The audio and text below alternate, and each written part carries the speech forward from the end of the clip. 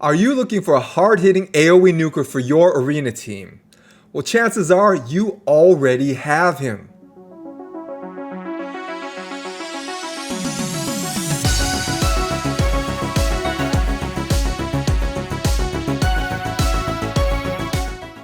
What is going on, Raiders? Soda Dragon here, and today I am giving you a great free-to-play option for a hard-hitting AoE nuker. And the thing is, you probably already have him in your roster. You just don't know how good he is. But first, guys, my wife has written 2 young adult fantasy fiction books in the style of Harry Potter. They're really good, and right now they are free. So they should be free until August 10th. So make sure you pick them up, you check them out, or if you know people that like fantasy fiction, go ahead and point them in the direction of these books. As I mentioned, till August 10th, they are free. I will leave links in the description below. So before we get to our topic for today, I have a legendary to summon and a few shards to pull. So I am going for Sibylle, and right now it is 2x Void, and we have the Champion Chase tournament up. So I want to know from you guys, what do you think about Sibylle? With what you've seen about her and maybe what you've read, are you impressed? Are you going for her? Now this is an old school style fusion. Typically those are harder. So are you going to go for it? You guys let me know what you think about it. So I mentioned I have a legendary to summon, and this is Uras the Soul Cage. So when you go through Hard Doom Tower, those secret rooms, you get fragments for him. And I do have enough to summon him. I've just been waiting for a Champion Chase tournament, which is going on right now. So I will summon this dude.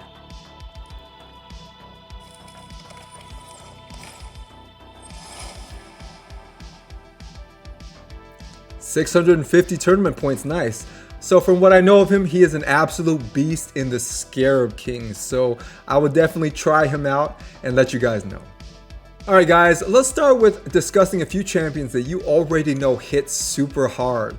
And I'm going to give you some of the damage multipliers, and that's going to help you appreciate that secret character that I'm going to show you at the end and his damage multipliers. Because trust me, they are better than the guys that I'm going to show you. Guys that you already know, whether or not you have them or you've fought them in the arena, you know hit super hard. So we're going to start off with Ethos here. So Ethos is widely considered to be the #2 best nuker in the game besides Trunda. So Trunda is still #1. So nothing I'm going to say today is going to upset that. She is absolutely still #1. A low accuracy Trunda hitting with that A3 twice. That is the strongest AoE nukage you can get. But as far as #2, a lot of people think it's Ethos. All of his skills hit hard. He does have 2 AoEs, and he's Void, so he will not weak hit. So notice with Trunda, she can weak hit, right? So she is that magic affinity. So she can weak hit certain enemies. Ethos will not. So everybody he hits equally hard. So Ethos' strongest skill is this A3, Extinguish Life. And notice, attacks all enemies, this attack is always critical. So what's cool is you can build Ethos with low crit rate if you're only using him for this A3. If you don't care about his other skills, you can build him with low crit rate, high crit damage, and his A3 will always crit, which is awesome. But the damage multiplier on this, once again, Ethos, the second strongest AoE nuker in the game, this is a 4.4. So normally damage multipliers range from 0 all the way up to 6, about 6, sometimes a little bit over 6. So the closer we get to 6, the stronger this is. So once again, Extinguished Life, we're looking at a 4.4 damage multiplier. Really good damage multiplier. Another really strong AoE nuker and defense-based champ is Solus here. So here his A3, what's really nice about this is not only is it an AoE nuke that hits really hard, but he places Provoke on everybody. Plus, 30% of the damage inflicted is transformed into a shield for Solus. So he hits really hard, provokes everybody, and gives himself a shield. So the damage multiplier on this is a 4.9. Alright guys, on to Foley, another favorite in the arena. Why is this? Because his A3 not only does a ton of damage, but it keeps people from reviving. So it blocks revive. Plus it reduces everybody's turn meter, and he can double hit a single target. So he AoEs everybody, but double hits a single target. So his damage multiplier on his A3 is a 4. So can you guess which free-to-play friendly character that you probably already have has better damage multipliers on his AoE than all the characters that I've just mentioned? If you guys guessed Drextar, then I tip my hat to you because you probably know this game really well. But I'm guessing for most people, they don't know how much damage potential Drextar has, and it is a ton. His A2 Burning Lash has a damage multiplier of 5.2, higher than all the other characters I mentioned. Yes, higher than Ethos. So Drextar's damage potential on his A2 is higher than Ethos's A3, which is Ethos's highest damage skill, which is crazy. You can just buy this guy with fragments from the Tag Team Bazaar, and his AoE has higher damage multipliers than Ethos. This is just crazy. So I'm going to start off by showing you guys the gear stats and masteries for my arena build for my Drextar, and then we'll take him for a spin in the arena so you can see how much of a beast this guy really is. On to Drex's gear. So here I have him in a Savage set and a Perception set. So that Savage set ignores 25% of enemy defense. Really good for the arena if you want those big damage numbers. So farm your Fire Knights. You need Savage in the arena for your nukers. It really allows you to take advantage of those big damage multipliers. And Perception, plus 40 accuracy, plus 5 speed. Now you don't really need accuracy for Drex if you're using him for pure damage. But it is nice to keep a little bit of accuracy on your Drex because his A2 does have that provoke as well. So 60% chance when booked. So why would you want to keep a little bit of accuracy? Well, just in case you don't kill everybody. So there is no AoE in the game. I don't care if we're talking Trunda or whoever, that kills everybody on the opposing team 100% of the time. So it's nice to have that chance and that accuracy to allow it to get that provoke off. And really, who am I looking at provoking on the enemy team with such low accuracy? It's not going to be their support champ. It's not going to be their reviver, which probably has high accuracy. It's going to be their nuker. Chances are their nuker will not have high resistance. Chances are, all right?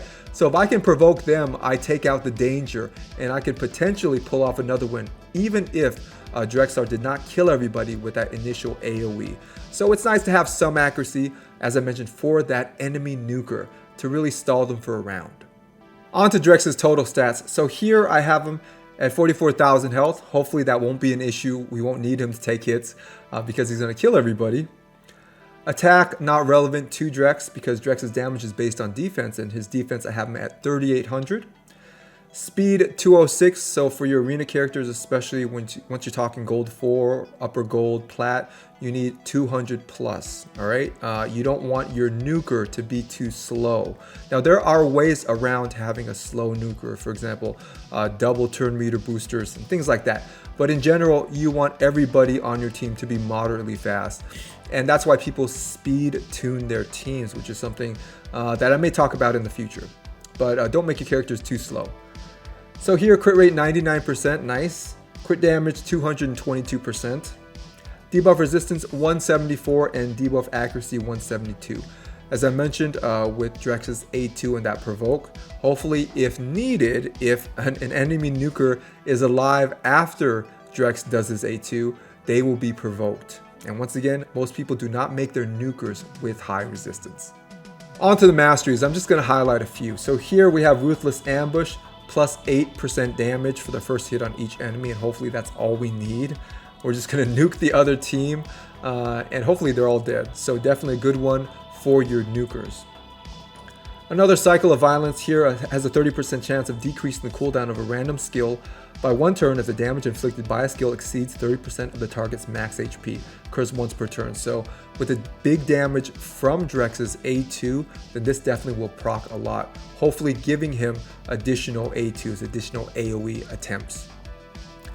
And lastly, Helm Smashers. So here we have a 50% chance of ignoring 25% of the enemy's defense.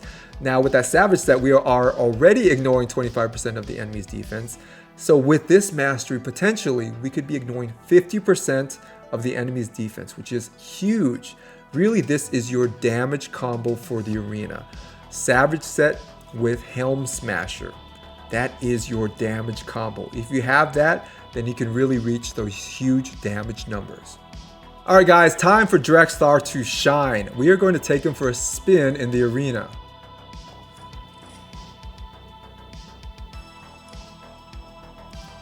So we're going to start off with Sifi with that defense up buff. Chiron with the buff strip and hopefully putting people to sleep. So here we have Masteries for that defense down. So we have defense up for the damage for Drextar, and we have defense down to maximize the damage that the enemy team takes. So let's see what happens with Drextar after Sifi does her A1.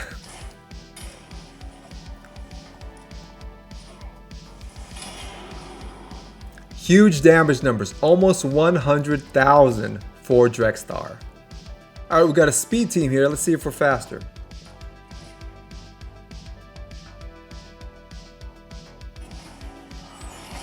Defense up, strip the buffs and sleep.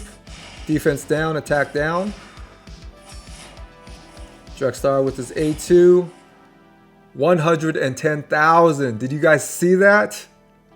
All right, here's a team with 2 defense-based champs. So let's see what we can do.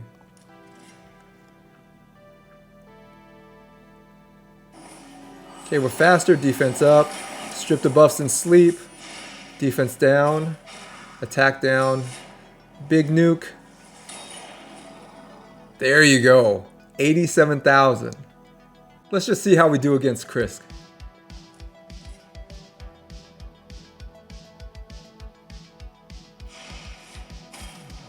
So we're going first. Defense up. Strip the buffs. Strip the shield. Good.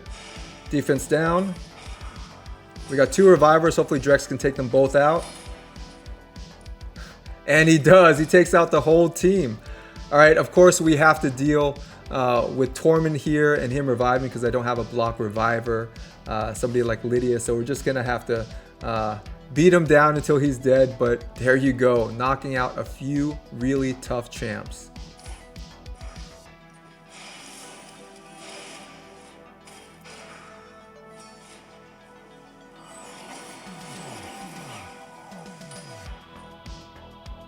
Done.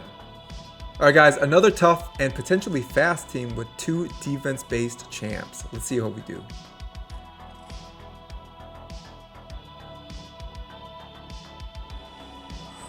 Defense up. Put everyone to sleep.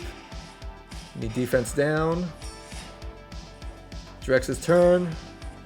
There you go. 109,000 damage on that AoE. Did you see that? Alright guys, tough team here with the double revive plus the Mountain King. Let's see.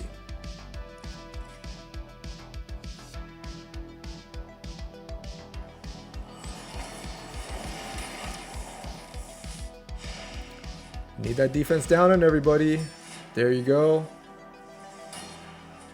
Oh, massive. Just kill that Mountain King in 1 AoE. I know what you guys are saying. I don't have Sifi, I don't have Kaimar, I don't have Madame Cirrus. How am I supposed to make this work? Don't worry, I got you. So here is a really free-to-play friendly budget version of a comp that can maximize Drex's damage potential. So this comp will do the same damage as the Sifi comp, exactly the same as far as Drextar is concerned. So how does this work? We have Haikatun in the leads. She has a nice speed aura plus an increased turn meter. Plus, she has an increased speed buff. Awesome for making sure that your team is getting started on going first. So we have Doom Screech here. What he does is he puts defense up and does a turn meter boost in the same move. There are very few champions in this game that can do it. It's much more common to see attack up with the turn meter boost. But to find defense up with the turn meter boost is kind of hard. So we have Doom Screech here. Another great choice would be Tarshan. Tarshan can do that defense up plus turn meter increase. Once again, very helpful for your slower champions, especially if your Drex is a bit on the slow side, to make sure he goes before the enemy team. Here we have War Maiden. She has that AoE decreased defense. And since we have defense up on Drex and defense down on the other team, the damage potential for Drex is exactly the same. Now, we do not have a buff stripper, so you're going to have to be careful with those teams with, for example, shield sets and such, or Krisk teams, for example. So I'm not going to show you this team in action because it would be too costly to move all that gear around, but trust me, it works. Alright guys, that is it for today. Not only is Drex a Doom Tower god, but he is an arena stud. Alright, do not overlook him. If you have him and you're in need of an arena nuker, use him. His damage multipliers are awesome, all right? Gear him the right way and he will do work for you in the arena. If you haven't yet, like and subscribe, and I will see you guys in the next video.